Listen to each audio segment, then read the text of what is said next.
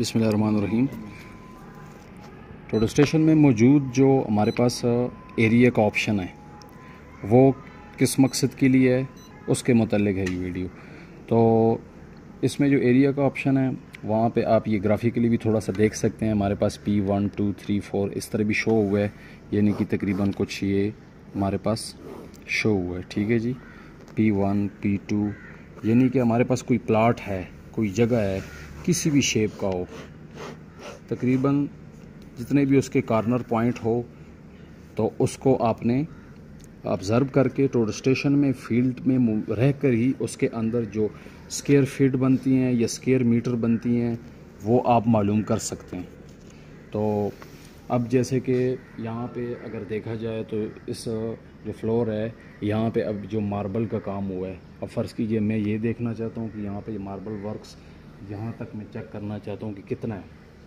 इसमें आप देख सकते हैं कि ये ममटी की वजह से यहाँ पे कट्स बने हुए हैं, वहाँ पे कट्स बने हुए हैं, कॉर्नर है। तो ये मैं आसानी से टीएस की मदद से यहीं पे खड़े होकर जितने भी मेरे पास कॉर्नर जिसके बन रहे हैं उसको मैं ऑब्ज़र्व करके आखिर में इसको आराम से कैलकुलेशन इसकी कर सकता हूँ। तो यहाँ पे आप देख सकते हैं सबसे पहले मैं आता हूँ एरिया पे आता हूँ और ओरिएंटेशन आपने अपनी मशीन की लाजमी करनी है, यानी कि अपने पॉइंट पे अज़मत नॉर्थ की पोजीशन वगैरह सेट कर लेनी है। और उसके बाद मशीन मेरी जैसे कि सेट है तो यहाँ पे मैं एरिया पे आता हूँ और एरिया में मेरे पास आता है सबसे पहले पॉइंट 1। यहाँ पे मैं इसको जस्ट मेजर करूँगा F4 की मदद से। अब जैसे कि पॉइंट नंबर 1 जो है वो मैं यहाँ से मेजर कर देता हूँ F4 की मदद से। ये मैंने मेजर कर दिया।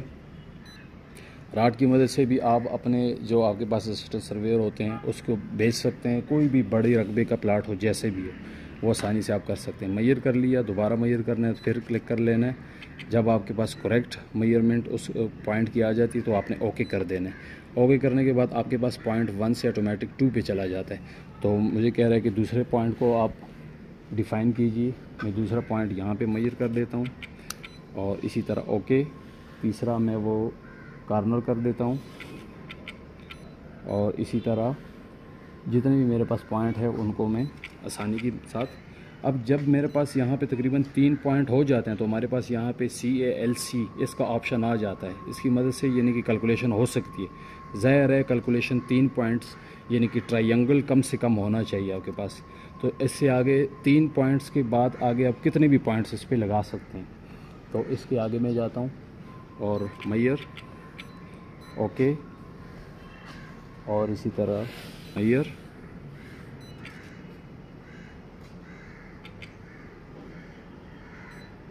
ओके, इसी तरह मेजर और ओके। ठीक है जी। इसी तरह पॉइंट नंबर 8 मैं कोई भी दे सकता हूँ, जैसे कि ये मेजर। समझाने के तौर पर 3-4 पॉइंट भी काफ़ी है, लेकिन मैं आपको थोड़ा सा ये बता देता हूँ। ये मेरे पास आ जाते हैं 6 7 8 पॉइंट तक।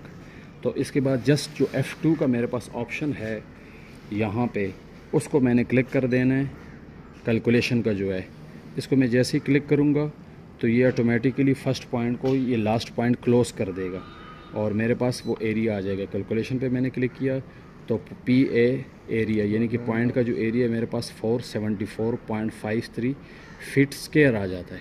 तो अगर मेरे पास जो यूनिट्स हैं वो अगर मीटर में होंगे तो ये मीटर में मेरे पास जो स्क्वायर्स हैं वो बनेंगे।